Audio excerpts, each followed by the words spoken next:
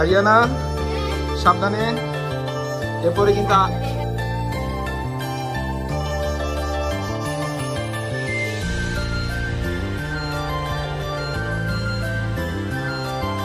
আসসালামু আলাইকুম বন্ধুরা, এবি লাইফস্টাইলের পক্ষ থেকে সবাইকে শুভেচ্ছা।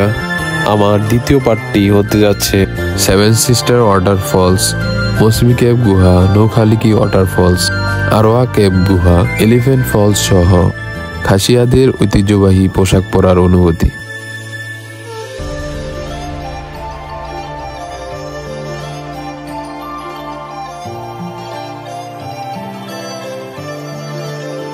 আমরা খুব সকাল সকাল নাস্তা খেয়ে হোটেল থেকে বের হয়ে গেলাম। আমরা সারাদিনের জন্য 3000 রুপিতে একটি গাড়ি ভাড়া করে নিলাম। মেঘালয়ে কিছু সুন্দর সুন্দর স্পট আছে যা আমরা ঘুরে শিলিগুড়ির উদ্দেশ্যে রওনা হব।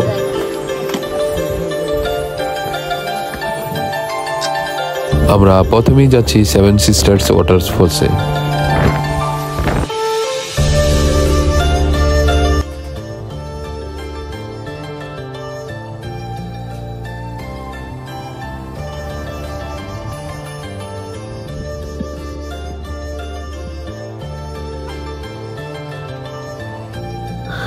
আমরা সেভেন সিস্টার্স ওয়াটারফলের খুব কাছাকাছি চলে এসেছি। সেভেন সিস্টার ওয়াটারফলে আলাদা আলাদা 7টি লাইনে পানি পড়ে। এখানে পানির পরিমাণ খুব কম থাকে। আমরা সেভেন সিস্টার ওয়াটারফলের যে আসল সৌন্দর্য তা উপভোগ করতে পারছি না। তবে বর্ষার সময়, বৃষ্টির সময় প্রচুর পরিমাণে পানি থাকে, তখন স্পষ্টভাবে সেভেন সিস্টারের যে আসল সৌন্দর্য তা দেখা যায়।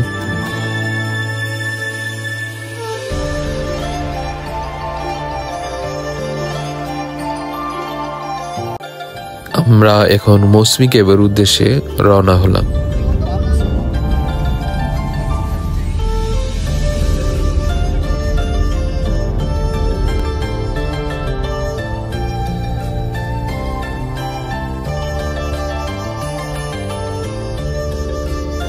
মৌসুমী কেভে গাড়ি থেকে নেমে কিছু দূরে দেখতে পেলাম কিছু প্রজাপতি একসাথে জড়ো হয়ে আছে। কাছে গিয়ে দেখলাম কিছু ইয়েলো কালারের প্রজাপতি, যা দেখতে খুবই সুন্দর, যা যে কারোরই ভালো লাগবে। মৌসুমী কেভ গুহাটা পাহাড়ের অনেকটা উপরে। এখান থেকে টিকিট কেটে আমরা পাহাড় বেয়ে উপরে উঠে মৌসুমী কেভ গুহাতে প্রবেশ করব। বন্ধুরা, একটা জিনিস বলে রাখা ভালো, আপনারা যে ভিডিওতে যে কিচিরমিচির শব্দ শুনতে পাচ্ছেন, এটা হচ্ছে পাহাড়ের এক ধরনের পোকার শব্দ, যা অনবরত শব্দ করতে থাকে। মৌসুমী কেভ যাওয়ার পথে মনে হচ্ছে আমরা হলিউডের কোন একটা মুভির সিনের মধ্যে আছি। হলিউডের কিছু কিছু মুভি দেখা যায় যে এরকম বন জঙ্গলের মধ্যে ধারণ করা হয়, তো অনেকটা ওইরকম ফিল মনে হচ্ছে আর কি।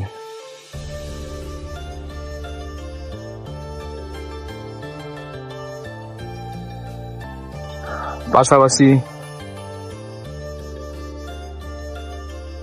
পাহাড়ের এই ঝিঝি পোকার শব্দ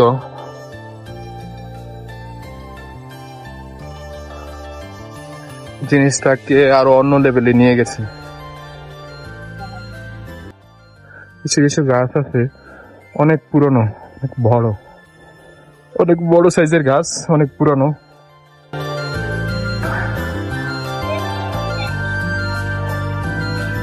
আমরা মৌসুমী কেভের যে গুহা, সেই গুহার অনেকটা কাছে চলে এসেছি। জিনিসটা খুবই অ্যাডভেঞ্চার মনে হচ্ছে, আর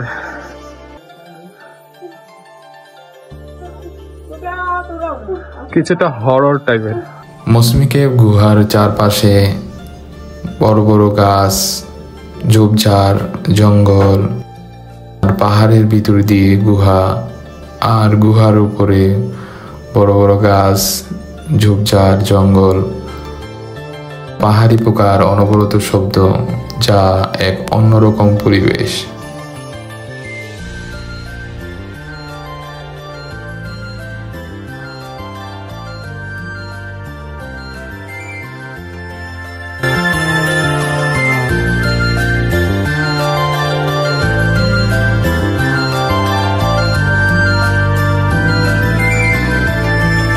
এখন যে জায়গাটা দাঁড়িয়ে আছি এটা ইন্ডিয়ার কিছুটা হরর টাইপের গুহা।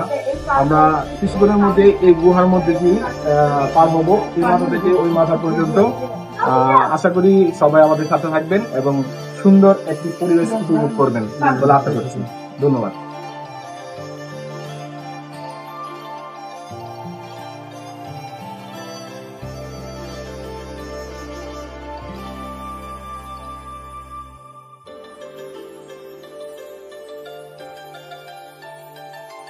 এই গুহার স্ট্রাকচার সৌন্দর্য আপনাদের অভিভূত করবে।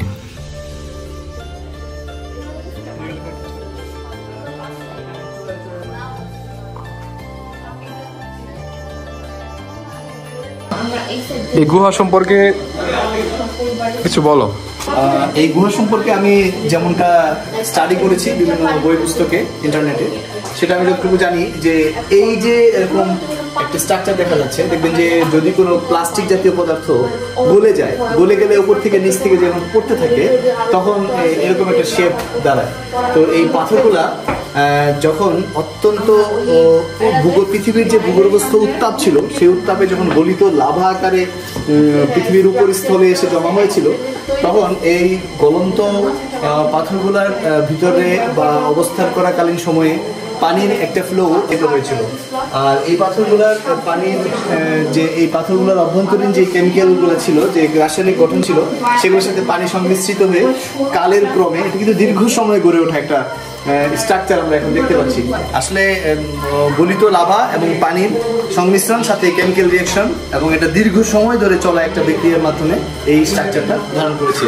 আপনারা প্রাকৃতিক এই সৌন্দর্য দেখে নিশ্চয়ই অভিভূত হবেন, তবে আমি বলবো আপনারা অবশ্যই স্টাডি করবেন কিভাবে পাহাড়ি কেভ তৈরি হয়। ধন্যবাদ, থ্যাংক ইউ মামা এত সুন্দর করে এক্সপ্লেইন করার জন্য।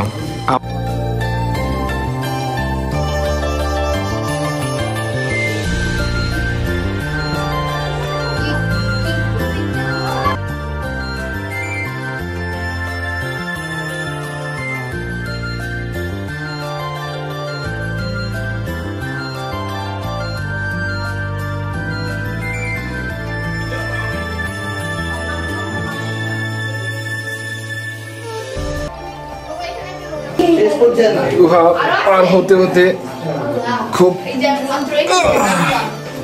সমস্যার মধ্যে পড়ে যাচ্ছি, কষ্ট করে পার হতে হচ্ছে।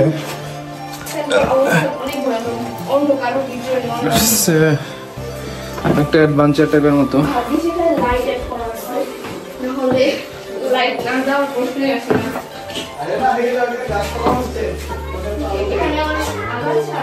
সামান্য একটু ভুলের কারণে অনেক সময় স্লিপ কেটে পড়েও যেতে পারে, ইনজুর হওয়ার সম্ভাবনা আছে। তবে যারাই আসবেন খুব সাবধানে, কেয়ারফুলি, খুব বেশি তাড়াহুড়া করবেন না। দরকার হলে একটু সময় নিয়ে ধীরে সুস্থে পার হবেন, যাতে কোনো প্রকার ইনজুর যাতে না হতে হয়। ঘুরতে আসবেন সবাই খুব স্বাচ্ছন্দ্যে ঘুরে যাবেন, বাট খুব কেয়ারফুল।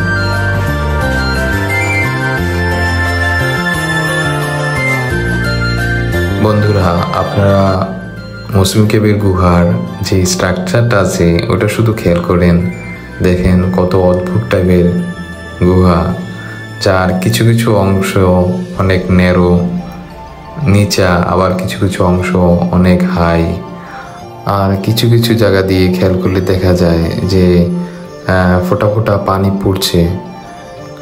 আবার কিছু কিছু জায়গা দিয়ে ছোট সুড়ঙ্গর মতো বের হয়ে গেছে, কিছুটা হরর টাইপের গুহার মতো।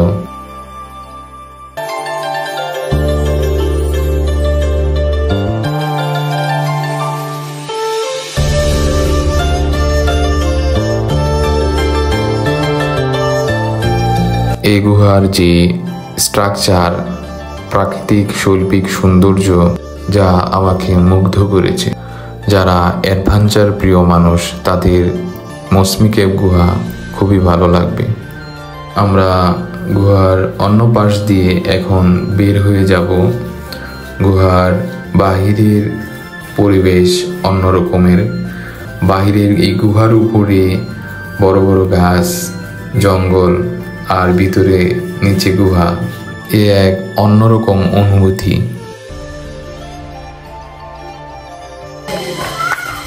অবশেষে বের হতে পারলাম।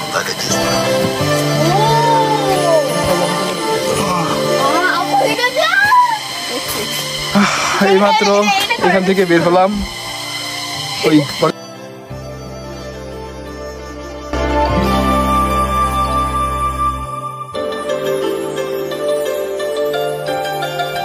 গুহা থেকে বের হয়ে আমরা দেখতে পেলাম একজন মধ্যবয়স্ক মহিলা বিভিন্ন ফলের পসরা সাজিয়েছেন।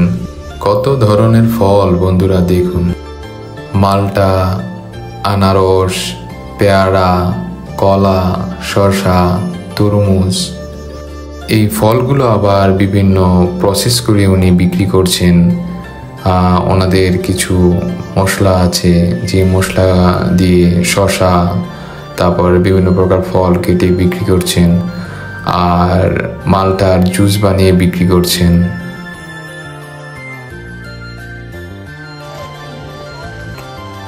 আমি একটা মিক্সড ফ্রুটস নিয়ে নিলাম। আমরা কিছুক্ষণের মধ্যেই নৌখালিকি ওয়াটারফলসের উদ্দেশ্যে রওনা হব।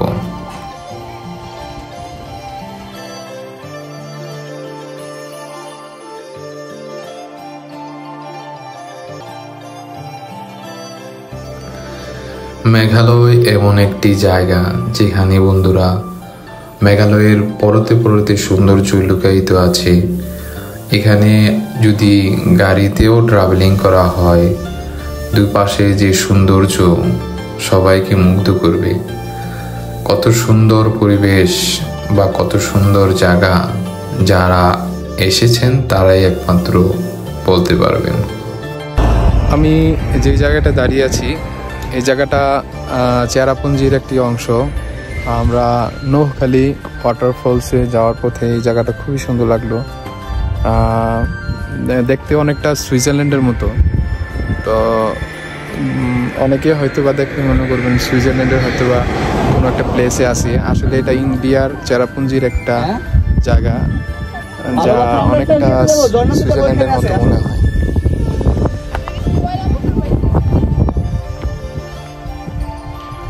দূরে ছোট ছোট বাড়ি, আর এখানকার বাড়িগুলো খুবই গুছানো, পরিপাটি। আমরা এখন নৌখালিকি ওয়াটারফলসের উদ্দেশ্যে রওনা হলাম।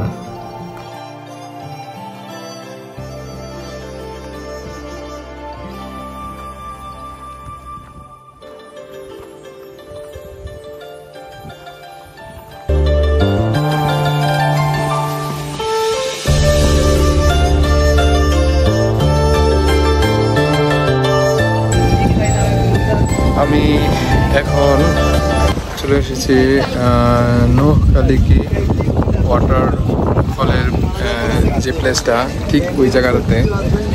তো এখন বাহিরে প্রচুর রৌদ্র, এই রৌদ্রের কারণে ছাতা নিয়ে আসলাম।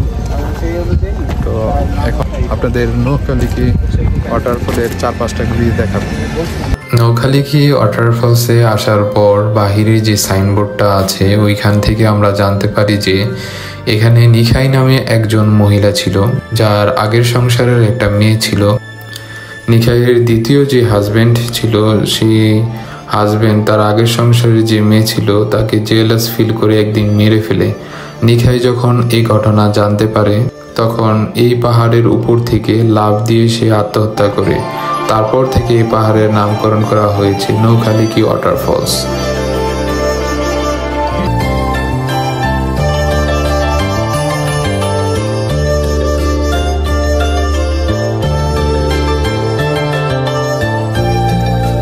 নৌখালিকি ওয়াটারফলসের পাশেই একটি ডলের দোকান। এখানে বিভিন্ন ধরনের দেবদেবীর মূর্তি সাজানো আছে। যারা হিন্দু ধর্মাবলম্বী তারা ভালো বলতে পারবে। মূর্তি বা ডল যাই বলি না কেন, এগুলা বিভিন্ন ধরনের ধাতব, পাথর, সিরামিক্সের তৈরি। ইন্ডিয়ার মেঘালয়ের যে ঐতিহ্যবাহী জায়গাগুলো আছে, যেমন লিভিং রুট ব্রিজ, স্বচ্ছ পানির নদী, নৌখালিকি ওয়াটারফলস সহ আরও যে ঐতিহ্যবাহী জায়গাগুলো আছে, এগুলার স্টিকার সম্বলিত মগ, তারপর এগুলার শোপিস, এগুলা এখানে বিক্রি হয়। পর্যটক যারাই আসে এখান থেকে বিভিন্ন ধরনের মগ, শোপিস, মূর্তি, কাঠের তৈরি বিভিন্ন ধরনের শোপিস এগুলো নিয়ে যায়।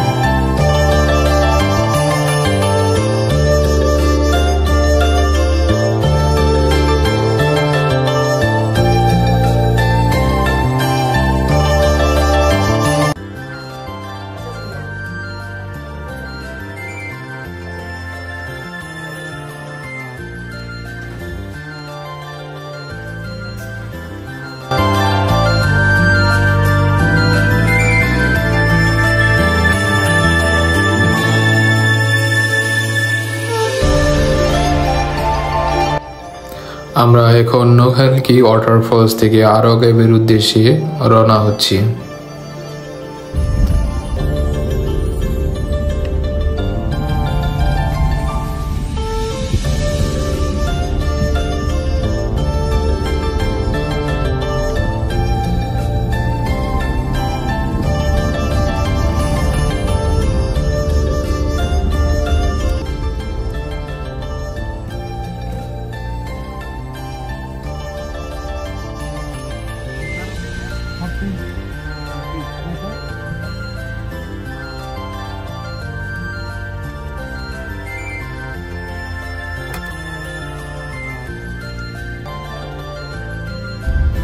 আমাদের গাড়ি এখন পাহাড়ের আরো উপরে উঠতে থাকবে।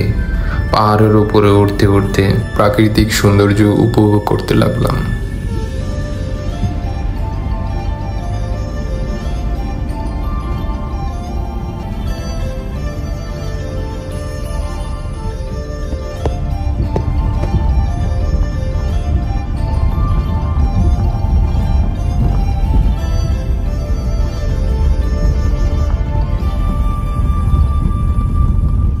আমরা এখন পাহাড়ের একদম টপে চলে এসেছি।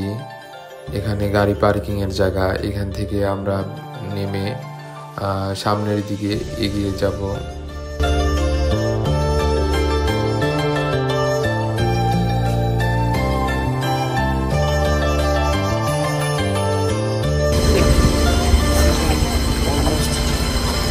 আরোয়া কেভ।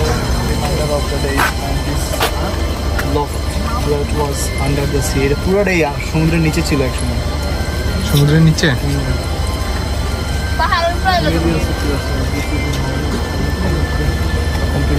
আমরা টিকিট কেটে মৌসুমী কেভের ভিতরে প্রবেশ করব। এখন টিকিট কেটে মৌসুমী কেভের রাস্তায় প্রবেশ করতেছি। এখান থেকে প্রায় 400 মিটার দূরে মৌসুমী কেভ।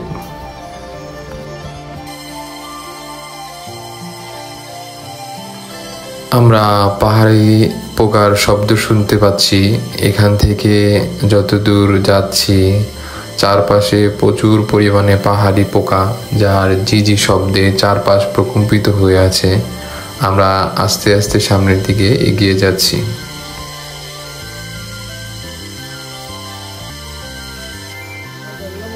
মৌসুমী কেভের এই জায়গাটা খুবই সুন্দর এবং মনোমুগ্ধকর, প্রাকৃতিক সৌন্দর্যে ঠাসা। অনেকটা পথ পায়ে হেঁটে এখানে আসার পর অনেক দর্শনার্থী এখানে কিছুটা সময় অতিবাহিত করে যায় আর এখানকার পরিবেশ উপভোগ করে যায়। চারপাশে সুবিশাল পাহাড়, সবুজে ঘেরা পাহাড়ি গভীর ঘাট এবং পাহাড়ের ছোট ছোট যেই ঝর্ণা, পাখির শব্দ, পোকার শব্দ, হিমেল বাতাস, এ যেন এক অন্যরকম পরিবেশ।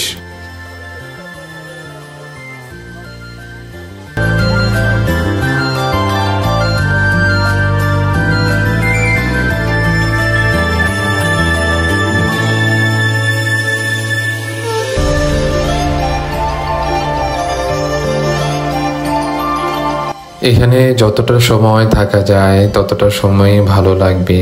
এখানে বেশ কিছুটা সময় আমরা অতিবাহিত করে আরোয়া কেভ গুহার দিকে এগিয়ে যাব।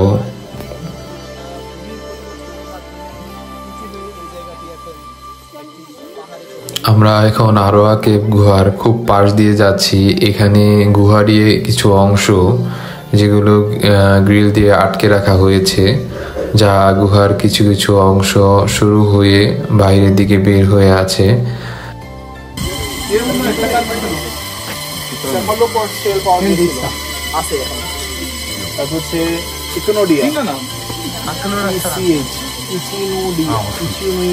এগুলা তো তোমার শামুক ঝিনুক তো যে কোনো জায়গায় থাকতে পারে, তাই না? এগুলো সব সমুদ্রের নিচের এবং অনেক আগে। এগুলো এই এরিয়াতে যে কোনো জায়গায় পাওয়া যাবে।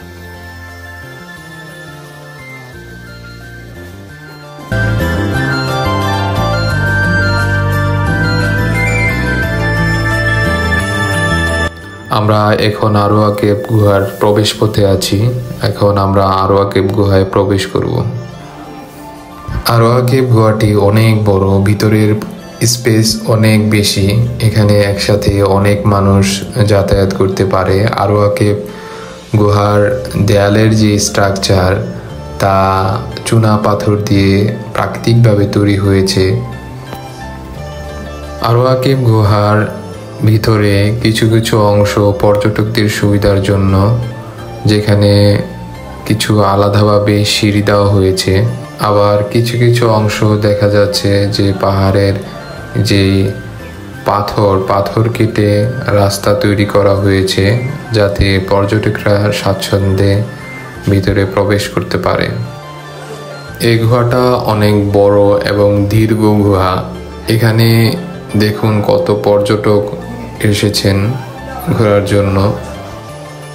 আরোয়া কেভ গুহার যে প্রবেশ পথ, যেখান দিয়ে আমরা প্রবেশ করেছি, সেই একই জায়গা দিয়ে আবার বের হতে হবে। মৌসুমী কেভ গুহার যেমন এক পাশ দিয়ে প্রবেশ করে অন্য পাশ দিয়ে বের হওয়ার সুযোগ আছে, এখানে তেমনটা নেই।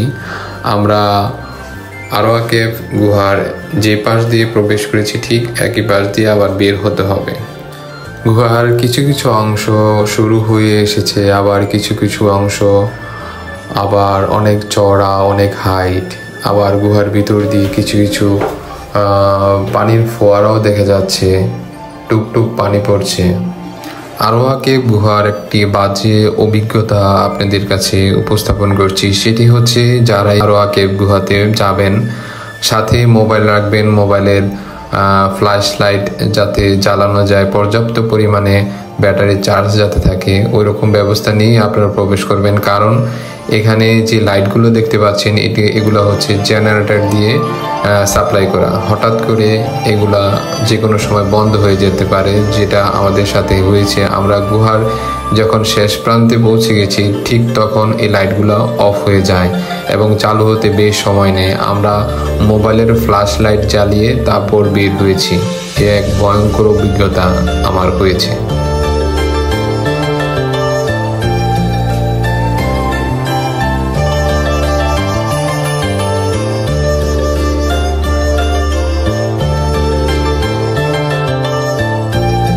এই জায়গাটা অনেকটাই সরু এবং নিচু।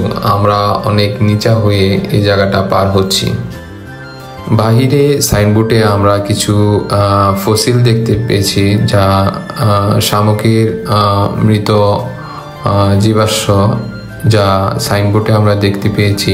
এরকম কিছু জীবাশ্ম যা গুহার মূল আকর্ষণ, তা আপনাদের খুব কাছ থেকে দেখাবো, যা সহজে দেখা যায় না। যে ফসিলগুলো আমি খুব কাছ থেকে দেখতে পাচ্ছি, এগুলা নাকি একটা সময় সমুদ্রের নিচে ছিল। এখানে অনেকগুলা শামুকের মৃত ফসিল, যা গুহার দেয়ালে আটকে আছে। এটা এক সময় ধারণা করা হয় অনেক অনেক বছর আগে, যে এই অংশটা সমুদ্রের নিচে ছিল। তারই একটা বাস্তব উদাহরণ হচ্ছে এই শামুক, ঝিনুক, এগুলোর মৃত ফসিল, যা বাইরের সাইনবোর্ডে সুন্দরভাবে উল্লেখ করা আছে। আমরা এখন আরোয়া কেভ গুহা থেকে বের হয়ে যাচ্ছি। আমার চশমার মধ্যে এক ফোঁটা পানি পড়ছে, ঝর্ণার পানি।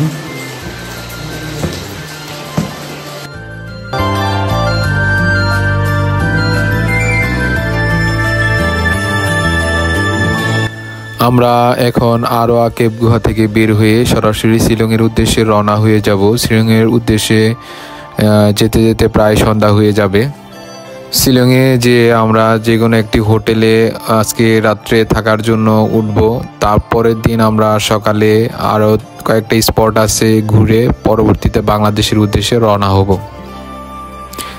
যারা পাহাড় ভালোবাসেন, প্রকৃতি ভালোবাসেন, তারা একবার হলেও এই মেঘালয় ঘুরে যাবেন।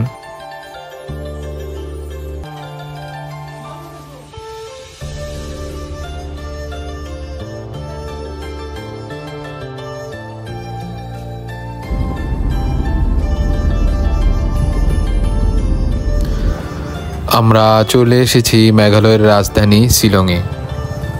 যারা ডলার ক্যারি করে নিয়ে আসবেন এখান থেকে সহজেই ভাঙাতে পারবেন। শিলংয়ে বড় শপিং মল, সুপার শপ, বিভিন্ন দোকান, বিভিন্ন ধরনের বিভিন্ন মানের হোটেল সব কিছুই পেয়ে যাবেন এখানে।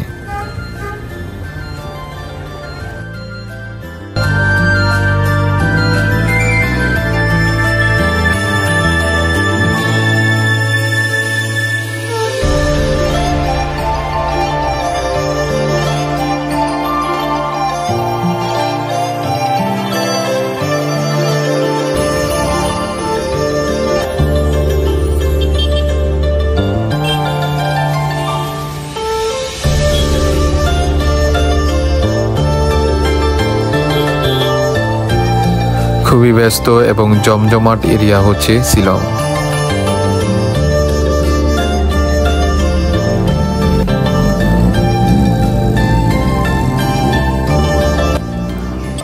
শিলংয়ে রাত্রি যাপন করার জন্য অবশেষে আমরা এই হোটেলটা থেকে উঠলাম। এই হোটেলটার নাম হচ্ছে হোটেল রাজ তিলক। এই হোটেল থেকে আমরা সকাল সকাল চেক আউট করে বের হয়ে যাব।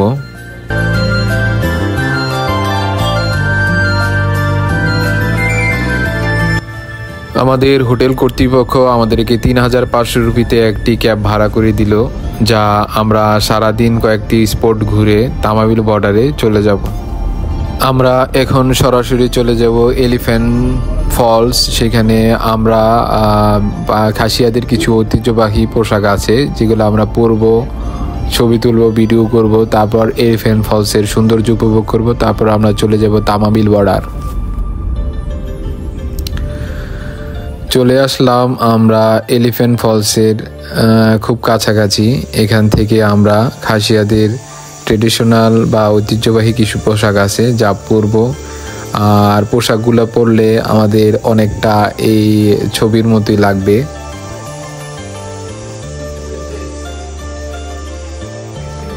এখানে বেশ কিছু ছবি আছে যেগুলো বিভিন্ন ওকেশনে খাসিয়ারা পড়েছিল, যার আর ছবি তুলে ফ্রেমবন্দি করে রাখা হয়েছে। আর সামনে এলিফ্যান্ট ফলসের যে আসল যে ঝর্ণা তার ছবি দেওয়া আছে।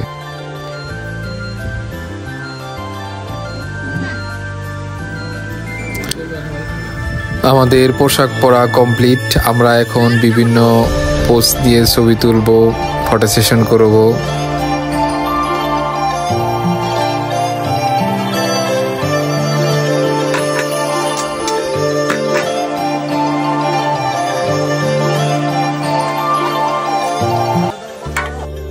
আমরা এখন এলিফ্যান্ট ফলসের ভিতরে প্রবেশ করব। এলিফ্যান্ট ফলসে 3টা falls, first falls, second falls এবং থার্ড ফলস। আমরা প্রথমেই ফার্স্ট ফলসের কাছাকাছি চলে এসেছি। এলিফ্যান্ট ফলসের 3টা ফলসের দূরত্ব খুবই কাছাকাছি। আমরা প্রথমে ঢুকতেই প্রথম ফার্স্ট ফলসটা পেলাম। একটু সামনে এগিয়ে গেলে সেকেন্ড ফলস এবং থার্ড ফলসটা আমরা দেখতে পাবো। সেকেন্ড ফলস এবং থার্ড ফলস দেখার জন্য আমাদের সামনে এগিয়ে কিছুটা নিচের দিকে নামতে হবে এবং বৃষ্টি হচ্ছে, যার কারণে রাস্তা পিচ্ছিল, আমাদের সাবধানে নামতে হচ্ছে। টুকটুক করে পানি পড়ছে।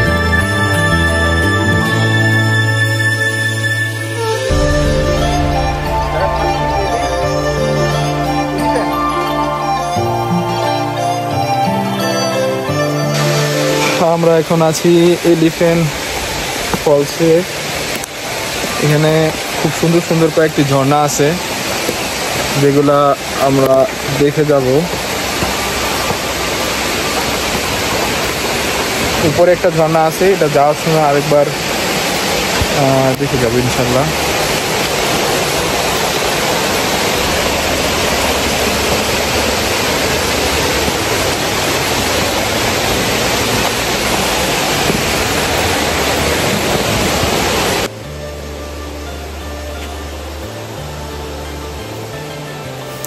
আমরা সেকেন্ড ফলস এবং থার্ড ফলসের কাছাকাছি চলে এসেছি। আমার হাতের বাম সাইডে হচ্ছে সেকেন্ড ফলস, আর ডান হাতের পাশে যে ফলসটা আছে সেটা হচ্ছে থার্ড ফলস।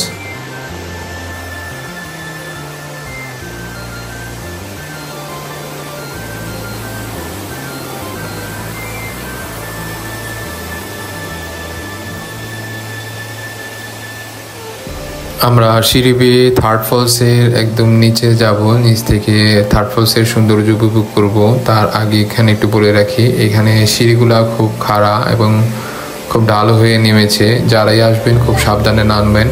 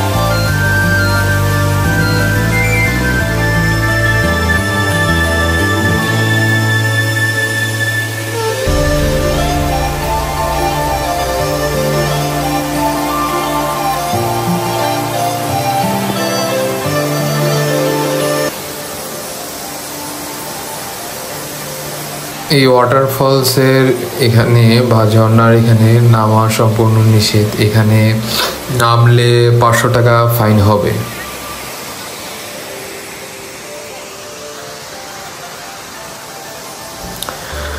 পাহাড়ি ফলসের এই ঝর্ণার তীব্র শব্দ, ঝিরিঝিরি বৃষ্টি, হিমেল হাওয়া, ঠান্ডা পরিবেশ, এই যেন এক অন্যরকম পরিবেশ।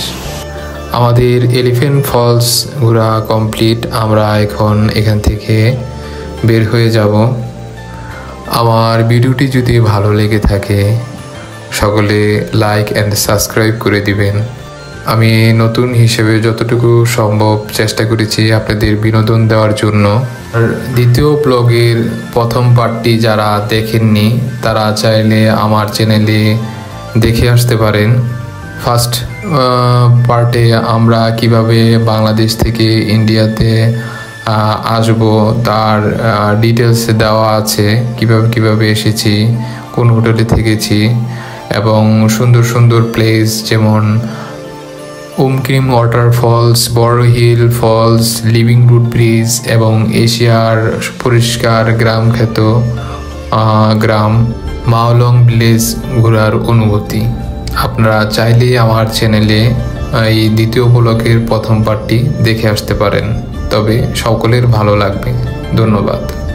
যদি আপনারা আমার চ্যানেলটা সাবস্ক্রাইব করে দেন, লাইক অ্যান্ড সাবস্ক্রাইব করেন, তাহলে পরবর্তীতে আমি আরও ভালো ভিডিও বা বিনোদন দেওয়ার জন্য চেষ্টা করব। আমার জন্য সবাই দোয়া করবেন। আপনারা সবাই ভালো থাকুন। আপনাদের ভ্রমণ সুন্দর এবং আনন্দময় হোক এই প্রত্যাশায় আমি এবি লাইফ স্টাইলের পক্ষ থেকে সবাইকে শুভেচ্ছা জানিয়ে এবং আগামী ব্লগ দেখার আমন্ত্রণ জানিয়ে এখান থেকে বিদায় নিচ্ছি। আল্লাহ হাফেজ।